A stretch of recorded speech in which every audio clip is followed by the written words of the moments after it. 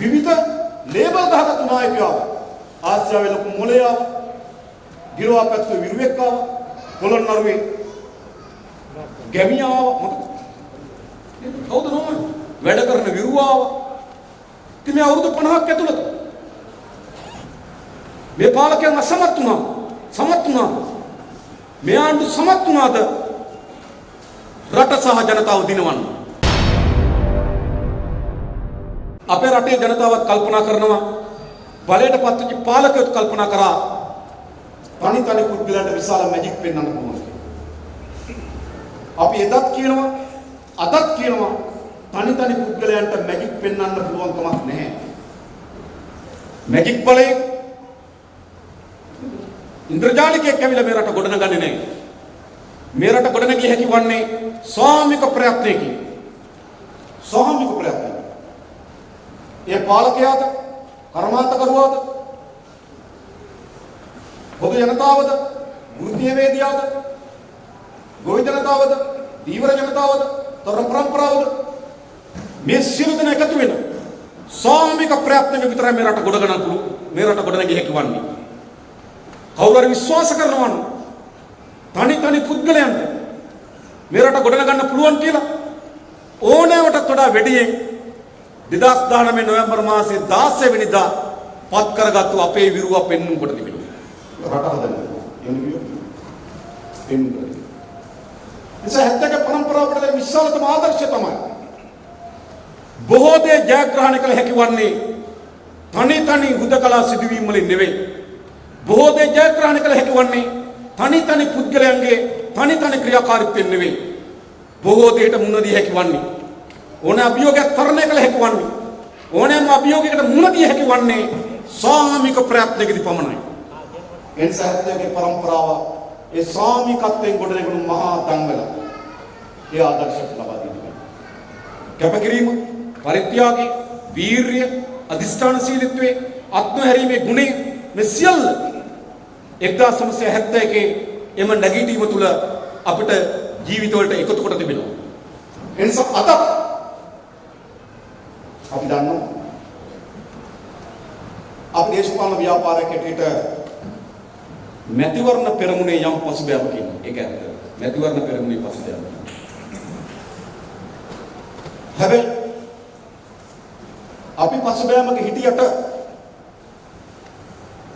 රට ඉදිරියට ගිහිලා තියෙනවා. හරි. ජනතා විමුක්ති පෙරමුණ මැතිවරණ පෙරමුණේ පසුබෑමක ඉන්නවා. ඔව් අපි දන්නවා. හැබැයි රට ඉදිරියට යමින් තිබෙනවා. අධ්‍යාපනය රට ඉදිරියට යමින් තිබෙනවද? සෞඛ්‍යයෙන් ඉදිරියට යමින් තිබෙනවද? ආර්ථිකයෙන් ඉදිරියට යමින් තිබෙනවද? ණයගත භාවයෙන් අඩුවෙමින් ඉදිරියට යමින් තිබෙනවද? ආරක්ෂිතභාවයෙන් ඉදිරියට යමින් තිබෙනවද? කිසිවක් නැහැ. ඔව් ජනතා විමුක්ති පෙරමුණ පසුබෑමකින් එක ඇත්ත. හැබැයි අපිටත් වඩා විශාල පසුබෑමක මේ රටේ ජනතාවක් ඉන්නවා. ඒ නිසා අපි පසුබෑම හරි ඒක පිළිගන්නවා. හැබැයි අපි පසුබෑම හිට රට ඉදිරියට ගිහලා ජනතාව ඉදිරියට ගිහලා රටේ ආර්ථික ඉදිරියට ගිහලා නේ ඒවා අපටත් වඩා වැඩි පසුබෑමක ඉන්නවා. එනිසා 1970 පසුව පාලනයෙන් ගණනාවක් කොට නැගුණා. නායක ගණනාවක් කොට නැගුණා. මොකද සිදුවී තිබෙන්නේ? ඒ අවුරුදු 50 1977 පාලනයක් ආවා. 1994 පාලනයක් ආවා. 2001 පාලනයක් ආවා. 2005 පාලනයක් ආවා. 2015 පාලනයක් ආවා. 2019 පාලනයක් ආවා. මේ අවුරුදු 50ට පාලන හයක් ගොඩනැගිලා තිබෙනවා. ජේ.ආර්. ප්‍රේමදාස අවුරුදු 17ක පාලනය. චන්ද්‍රිකා කුමාරතුංග ආසන්න වශයෙන් ගත්ත අවුරුදු 10ක විතර පාලනය. රනිල් වික්‍රමසිංහ අවුරුදු 2ක විතර පාලනය. මහින්ද රාජපක්ෂ අවුරුදු 10ක පාලනය. රනිල් වික්‍රමසිංහ අවුරුදු 4කමාරක පාලනය. ගෝඨාභය රාජපක්ෂ අවුරුදු 1කමාරක පාලනය. එනිසා මේ අවුරුදු 50 ඇතුළත ආණ්ඩු 6ක් ගොඩනැගී තිබෙනවා. විවිධ වර්ගයේ නායකයෝ ඇවිල්ලා තිබෙනවා. ඔව් අපි පසුබෑමක ඉන්නවා තමයි. හැබැයි මේ නායකයන් අපේ රට ඉස්සරහට ගෙනියන්නේ. මේ ආණ්ඩුව අපේ රට ඉස්සරහට ගෙනියන්නේ නෑ. මේ ආණ්ඩුව මේ නායකයන් සමත් වුණේ නෑ අපේ රට ඉස්සරහට ගෙනියන්න. වගේම 1971 අරගලේ ඕව අපි පරාදයි. ඒකත් අපි දන්නවා. පරාද වුණා. හැබැයි රට ජයග්‍රහණය කළා. අවුරුදු 50 කරගෙන රට ජයග්‍රහණය කළා. අවුරුදු 50 කරගෙන ජනතාව ජයග්‍රහණය කළා. ඔය 71 අපි පරාදයි.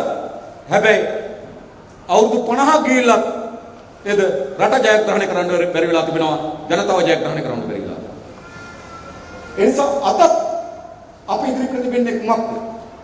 1971 පරම්පරාව අපේක්ෂා කරලද බලාපොරොත්තු වෙනලද අරමුණු කරලද ධෛර්යයෙන් වීරියෙන් පරිත්‍යාගයෙන් කැපකිරීමෙන් ජීවිත පරිත්‍යාග කරමින් ඒ අපේක්ෂා කරලද සමාජවාදී සමාජය නිර්මාණය කිරීමකින් තොරව මේට පිළිතුරක් නොලැබෙන බව අවුරුදු 50ක් ගොස් අපිට හේතු ගන්නවා. මේ අවුරුදු 50 ඇතුළත විවිධ පාටවල ආණ්ඩු හැදුණා. විවිධ වර්ණවල නායකයෝ ආවා. විවිධ ලේබල් ගහගත්තු නායකයෝ ආවා. ආසියාවේ ලොකු මොලේ ආවා. ගිරවා පැත්තේ විරුවෙක් ආවා. පොළොන්නරුවේ ගැමියා ආවා. මොකද? කවුද නෝමන? වැඩ කරන විරුවා ආවා. ඉතින් මේ අවුරුදු 50ක් ඇතුළත මේ පාලකයන් අසමත් වුණා. මේ ආණ්ඩු සමත් වුණාද රට සහ ජනතාව දිනවන්න?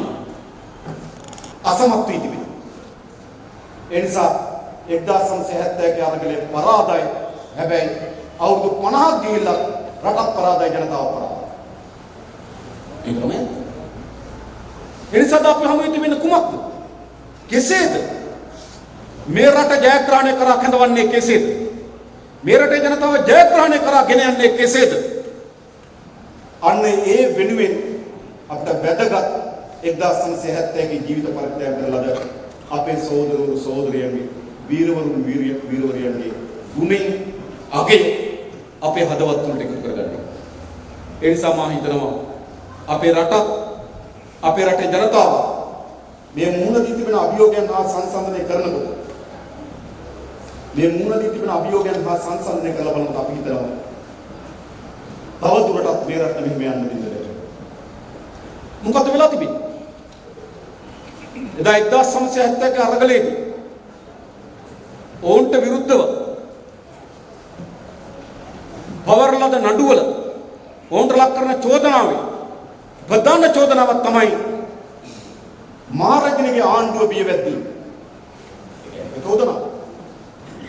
අපි අරගෙන පහර දීලා මහරජුගේ ආණ්ඩුව බියගැන්වුවා. හැබැයි රටේ අපිට පෙනුමට තිබුණේ සිරිමගේ ආණ්ඩුව. හැබැයි නඩුව ගනු කරේ සිරිමගේ ආණ්ඩුවට විරුද්ධව බියගැන්වීම නෙවෙයි, මහරජුගේ ආණ්ඩුවට විරුද්ධව බියගැන්වීම. ඒක මොකක්ද? 1971 අරගලේ දියක් වන විට සුද්ධ ගිහිල්ලා 48 ඉඳන් 71ට අවුරුදු 33ක් ගත වෙලා තිබුණා.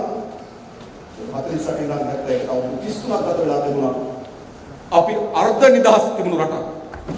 අර්ධ ඩොමිනියන් තත්ත්වයක් අපිට තිබුණා. පරිපූර්ණ නිදහස තිබුණු රටක් බවට පත් වුණේ නැහැ. අපි බ්‍රිතාන්‍ය අධිරාජ්‍යවාදීන්ගේ මුළුමනින්ම ගැලවෙන 1972 ජනරාල් ව්‍යවස්ථාව. හැබැයි 1948 සුද්ධ ගියා. 1972 ජනරාල් ව්‍යවස්ථාවෙන් අපි සුද්ධත් එක්ක තිබුණ අවසන් පෙකිනිවල කපලා දැම්මා. දැන් අපි නිදහස්. දැන් 72 ඉඳන් අවුරුදු 49ක් ගත වෙලා තිබෙනවා. දැන් අපි නිදහස්. අපි ස්වාධීනද? අපිට සූර්යභාවයක් තිබෙනවද? 48 සුද්ධ ගියාට 72 ජනරාල් ව්‍යවස්ථාවෙන් ව්‍යවස්ථානුකූල වෙනවීමක් අත්පත් කරගත්තට අපි අද ස්වාධීන. 1970 දශකයකට වඩා වැඩියෙන් අද අපි පරාදීන. මේ පාලකයන් අවුරුදු 50ක් 71 සිට රට පාලනය කරලා බලවත් රාජ්‍යයන්ගේ ගොදුරක් පාපන්දු පිට්ටනියක් බවට පත්කොට තිබුණා මේ අපේ මාතෘභූමිය. කොහොමද අපි නිදහසක් වෙන්නේ? අපිට පුළුවන් ද කොළඹ වරාය අපේ ආර්ථික විශේෂඥයන් කැඳවලා නාවික කර්මාන්ත පිළිබඳව විශේෂඥ කැඳවලා ජාත්‍යන්තර නාවික ගමනාගමනය පිළිබඳ අධ්‍යයනය කරලා කොළඹ වරාය සංවර්ධනය කිරීම සඳහා අපේ මාවත මේකයි කියලා අපිට තෝරගන්න පුළුවන්. අපි ස්වාධීන රාජ්‍යයක් නම්, අපි නිදහස් රාජ්‍යයක් නම්, අපි නිවහල් රාජ්‍යයක් නම් කොළඹ වරාය සංවර්ධන සලස්ම අපිට තෝරා ගැනීමේ අයිතිය තිබෙනවා. චීනයට පුළුවන්. ඔවුන්ගේ වරායට සංවර්ධන මාවත තෝරාගන්න චීනයට පුළුවන්. ඉන්දියාවට පුළුවන්. තමන්ගේ වරායක් තිබෙනවනම් ඒ වරායේ සංවර්ධන මාවත තෝරාගන්න ඉන්දියාවට පුළුවන්. අපිට පුළුවන්. අපිට බෑ. කොළඹ වරාය අනුගමනය කළ යුත්තේ කවර සංවර්ධන මාවතක්ද කියලා තීරණය කරන්නේ කවුද? කවුද තීරණය කරන්නේ? එක්ක චීනය එක්ක ඉන්දියාව. ඔය කරන්නේ අපි ස්වාධීන. අපි නිදහස්. අපේ රටේ ආර්ථික සංවර්ධනයේ වැදගත්ම ස්ථානයක් කොළඹ වරාය. ඒ අපේ රට ප්‍රතිලාභ වෙන ආකාරයට, අපේ රටේ අනාගත ආර්ථික ශක්තිමත් කරන ආකාරයට ඒ සඳහා වූ සංවර්ධන සාස්ත්‍රයක් අපිට ක්‍රියාත්මක කරන්න ඕන. අපි නිදහස් නම්. හැබැයි අපි නිදහස් නෑ. කවුද ඒක තීරණය කරන්නේ? ඒක තීරණය කරන්නේ ඉන්දියානු අදානි සමාගම. ඔවුන් තමයි තීරණය කරන්නේ කොළඹ වරාය සංවර්ධන මාවත කුමක්ද කියලා. දැන් මුද කොට කරලා පෝට් සිටි එකක් හදුවා. අපි අහනවා පෝට් සිටි එකට අදාළ සංවර්ධන මාවත අපිට තෝරන්න පුළුවන්. අපිට තෝරන්න බෑ. පෝට් සිටි එකේ මොකක්ද සංවර්ධන දැක්ක? වරද අපි යන්නේ මොන නගරයකද ගොඩනගන්නේ? අපිට කිසි බලයක් නැහැ ඒක තෝරන්න. ඒ විතරක් නෙමෙයි මෑතකදී පෝට් සිටි එකට අදාළ අලුත් පනතක් ගේනවා. වරාය නගර සංවර්ධන පනත. අලුත් පනතක් ගෙන වරාය නගර සංවර්ධන පනත. ඒ පනත අනුව මූද කොට කරලා තිබෙන භූමිය කිසිදු නගර සභාවකට අයිති නැහැ. දැන් අපි දන්නවා අපේ රටේ ඕනෑම භූමිය එක්ක නගර සභාවකට එක්ක ප්‍රාදේශ සභාවකට අයිති. හැබැයි පෝට් සිටි එක ආයතන නගරය එතනදී අක්කර 550ක් වගේ තියෙනවා. ඒ භූමිය අපේ කිසිදු නගර සභාවකට සහ ප්‍රාදේශ සභාවකට අයිති නෙවෙයි. ඔන්න අලුත් නීතිය. අපේ රටේ ඕනෑම භූමිය කවර වර්ගයේ පළාත් සභාවකට අයිති. හැබැයි වරාය නගරය කිසිදු පළාත් සභාවකට අයිති නෙවෙයි. අපේ රටේ කොළඹ නගරයේද හිඟුරක්ගොඩ නගරයේද මීට වඩා ග්‍රාමීය ගමක්ද මේ හැම එකක්ම අපේ රටේ මූල්‍ය පනත් වල මුදල් පනත් වලට යටත්. හැබැයි අපේ රටේ පවතින මුදල් පනත් වලට කොළඹ වරාය නගරයයි තියෙන්නේ. අපේ රටේ බදු පනත් තිබෙනවා. ඒ බදු පනත් වලට අපේ රටේ ඕනෑම ව්‍යාපාරිකයෙක් යටත්, ඕනෑම පුරවැසියෙක් අපේ රටේ බදු නීතියට යටත්. හැබැයි එම බදු පනත් වලට වරාය නගරේ භූමියයි තියෙන්නේ. අපේ මුදල් පනතට අයිති නැහැ. අපේ බදු පනතට අයිති නැහැ. අපේ නගර සභාවකට අයිති නැහැ. අපේ ප්‍රාදේශ සභාවකට අයිති නැහැ. අපේ පළාත් සභාවකට අයිති නැහැ. වෙනමම කොමිෂන් එකක් දාලා තමයි කොළඹ වරාය නගරය පාලනය කරන්නේ. කවුද තීරණය කරන්නේ? චීනා. ඒ ඉඩම්වල කරන්නේ මොකද්ද? කාටද දෙන්නේ ව්‍යාපෘති? කවුද ඒවා තෝරන්නේ? මොන වගේ ව්‍යාපෘති වලට ඉඩ දෙන්නේ? ඒ ඔක්කොම තීරණය කරන්නේ චීන සමාගම. අපි ස්වාධීනද? අපි සූරිභාවයද? නෑ. යුනියන් ඕගොල්ලෝ දන්න මෑතකදී වැක්සින් එකක් ගෙනාවා චීනයේ. මේ කොවිඩ් වසංගතය මැඩ පැවැත්වීම. අපි පිළිගන්නවා මේ කොවිඩ් වසංගතය මැඩ පැවැත්වීම සඳහා විද්‍යාත්මක ප්‍රවේශය තිබෙන්නේ ඉන්ජෙක්ෂන් එක වැක්සින් එකක් ලබා දීම. හැබැයි ලංකාවේ ඕනෑම බෙහෙතක්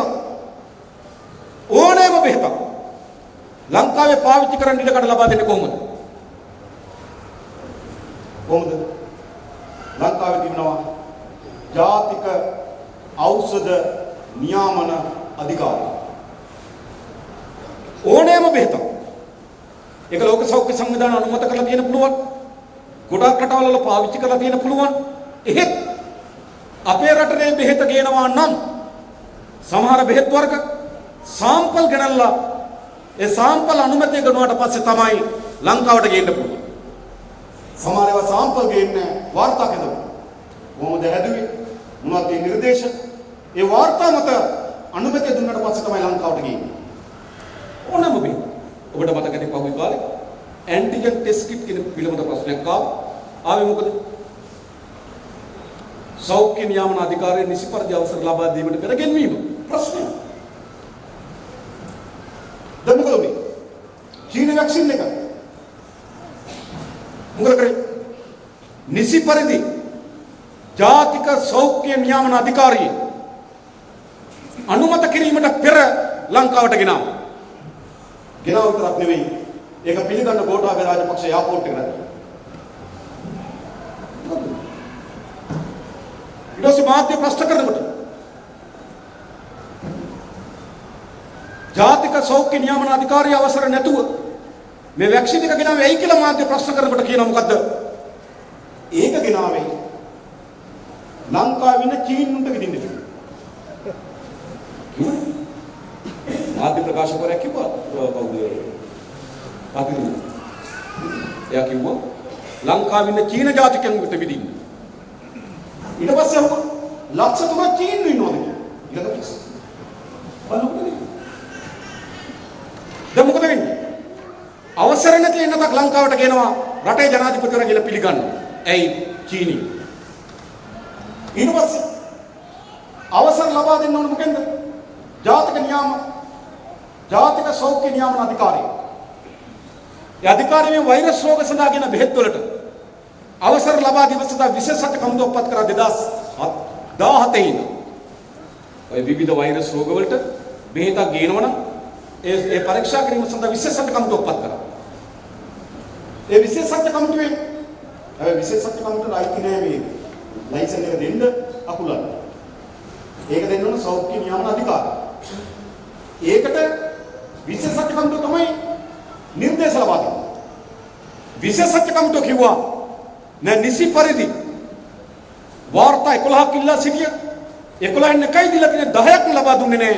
ඒ නිසා මේ එන්නත ගේන්න දෙන්න බෑ කියලා ජාතික සෞඛ්‍ය නියාමන අධිකාරියට විශේෂ කමිටුවේ නම් කරා. ඊට පස්සේ ජාතික සෞඛ්‍ය නියාමන අධිකාරිය 13 දෙනෙක් වෙන 7 දෙනෙක්ම මාරු කරා. මාරු කළ දේශපාලනික ලෙස අමාරේ Facebook එකේ අපිටත් බණින ආණ්ඩුවක් වර්ණනා කරන දොස්තර මහතුමෙක්. තමන්ගේ වෘත්තීමේ භාවයත් රකින්න නැති දොස්තර මහතු කීප දෙනෙක් දැම්මා අර ඉන්න දොස්තරලා ටික අයින් කරලා අරගෙන. විශේෂ ටික අයින් කරලා. දාලා මොකද කරේ අවසර ගන්න. දැන් කාටද දෙන්න? දැන් අපි ඉස්සලම කියන මොකද? ගෝඨාභය රාජපක්ෂ ජනාධිපති ඔබ ඒ වැක්සින් එක ගහගෙන අපිට පෙන්නනවා. ඒගොල්ලෝ කරන්නේ. ඒගොල්ලෝ කරන්නේ. ජනතාවට ගහන්න. එයි මේ. ඇයි ලෝක සෞඛ්‍ය සංවිධානය අනුමත නොකර තිබියදී? අපේ සෞඛ්‍ය නියාමන අධිකාරිය අනුමත නොකර තිබියදී. එවැනි අනුමත කිරීමකින් තොරව ලංකාවට ගේන්නත් බැරුව තිබියදී. චීන එන්නත් වලට ඉඩ දුන්නේ. මාගේ විද්‍යාත්මක එක නේද අපි එකයි. නිසි ක්‍රමවේදී. හැබැයි ඇයි චීනෙන් ණයක් ගන්න ඕන ණයක් ගන්න වැක්සින් එක බලෙන් හරි ගා ගන්න. ඉතින් අපි ස්වාධීන අඩුම තරම රෝගයකට අවශ්‍ය වෙන බෙහෙත මොකද්ද කියලා තීරණය කරන්නවත් බලයක් නැති රාජ්‍යයක් ස්වාධීන. ඒක තීරණය කරන්නේ කවුද? චීන රජය කොයි ඉන්ජෙක්ෂන් එකද ලබා දෙන්නේ කියලා. ඒ නිසා අපි ස්වාධීන රාජ්‍යයක් නෙවෙයි තවදුරටත්. මම මෑත කාලේ උදාහරණ තුනක් ගත්තා. නැගිටින ජෙටි ඉගෙන ගත්තා කොළඹෝරායි පෝට් සිටි ඉගෙන ගත්තා. ඒ වගේම අපි වැක්සින් එක ගෙන්වීම ගැන ගත්තා. ඒ ඔක්කොගෙන් පෙන්වුම් කරන්නේ අපේ සියලු තීන්දුව තියෙනවා. කොන්ත්‍රාත් ඉදිකිරීම් ආර්ථික තීන්දුව පමණක් නෙවෙයි. බෙහෙතක් විදින්නේ මොන බෙහෙතද කියලා තීරණය කරන්නේ බලවත් රාජ්‍යයන් අපිට. ඒ තරමට අපි දීන භාවයට පත් කර දෙන්න මේ පාලකයන්. මොකද්ද මේකේ පතුලෙන් දින ප්‍රශ්නේ?